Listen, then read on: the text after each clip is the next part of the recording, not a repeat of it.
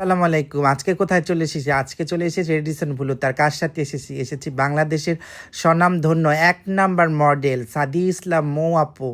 আচ্ছা, দেখতে পাচ্ছেন উনি রিহার্সাল করতেছে। আসলে রিহার্সাল না, এটা হচ্ছে র‍্যাম্পে হাঁটবে তো উনি তো আসলে র‍্যাম্পের জন্য একদম পারফেক্ট।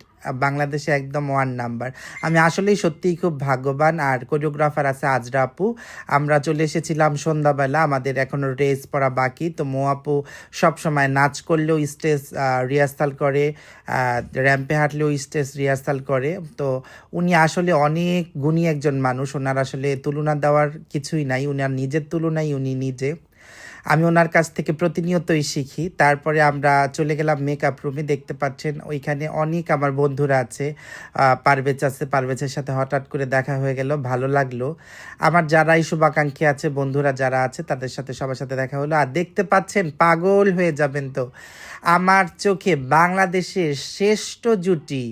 আর দেখতে পারতেছেন যে দুজনকে কত সুন্দর লাগতেছে। ওনাদের দুজনের তো বিগ ফ্রেন্ড আমি না, আমার বোন, আমার মা বাবা, মোটামুটি সবাই যারা আসলে আমরা আসলে জেনারেশন, আগের জেনারেশন যারা ছিল, তারা আসলে সবাই ওনাদেরকে পছন্দ করে। আর ওনাদের পছন্দ না করার কিছুই নাই। নোবেল ভাই জাস্ট ওয়াও, যেমন মানুষ ভালো তেমন দেখতে সুন্দর। আর ওনারা নিজেকে এত সুন্দর করে মেনটেন করে রেখেছে। আর সত্যি কথা, ওনাদের দেখলে মুগ্ধ হয়ে যাওয়ার মতো। এত সুন্দর মানুষ কিভাবে হয়!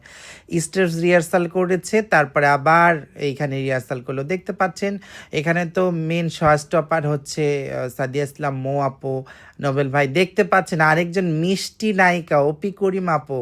তো দেখতে পাচ্ছেন অপি করিম আপু শোস্টপার, উনিও হাঁটতেছে। তো আমি একটু ছোট ছোট করে ক্লিপস নিতেছি কাজের ফাঁকে ফাঁকে।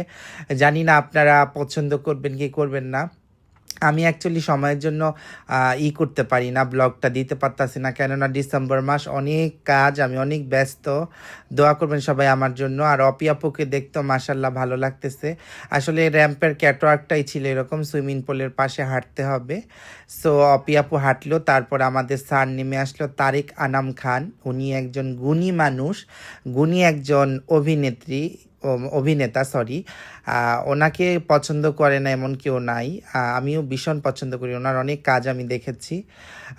ওনারা আরও অনেক কাজ করুক, ওনারা সুস্থ থাকুক, এই দোয়াই করি আমাদের ইন্ডাস্ট্রির জন্য। পাগল করার মতো যে জাদুকরি একজন চলে এসেছে, একদম জাদুকর, যার চোখে না দেখলে, যাকে দেখলে আসলে চোখের পলক পড়ে না, যাকে চোখ দিয়ে না দেখলে বুঝতে পারবেন না সে কতটা সুন্দরী, কতটা ভালো, সুন্দরী, ভালো, এত মডার্ন। আমার চোখে মানুষ দেখিনি। আমি সত্যিই লাকি, ভাগ্যবান। আমি হয়তোবা ভালো কাজ করেছি, আল্লাহ সেজন্য অনেক ভালো ভালো মানুষদের সাথে কাজ করার সুযোগ করে দিয়েছে। দেখতে পাচ্তেছেন আসলে আমি কি বলবো, আমার ভাষা খুঁজে পাচ্ছিলাম না, আমি পাগল হয়ে যাচ্ছিলাম। আমি কি ক্যামেরা দিয়ে ভিডিও করব না ওনাদেরকে দেখবো, আমার চোখ জুড়িয়ে যাচ্ছিল। মাশাল্লাহ মাশাল্লাহ, আমি সত্যিই লাকি। দেখতে পাচ্ছেন নোবেল ভাই আর মৌ আপু আমার চোখে সর্বশ্রেষ্ঠ জুটি। আমার চোখে ওনাদের চাইতে, ওনাদের জুটির মতো কোনো জুটি আমার ভালো লাগে না। আমার সবচেয়ে সেরা জুটি আমার চোখে। দেখতে পাচ্ছেন দুজন এখনও কত সুন্দর কেমিস্ট্রি। আর হাঁটলে যেন ওনারা হাঁটলে আর কাউকে ভাল লাগবে না। মাশাল্লাহ মাশাল্লাহ। আমি মেকআপ করেছি আজকে, আপনারা দোয়া করবেন আমার মেকআপটা কেমন হয়েছে। আর আমার জন্য দোয়া করবেন, আমার ব্লগের সাথেই থাকবেন। Thank you so much.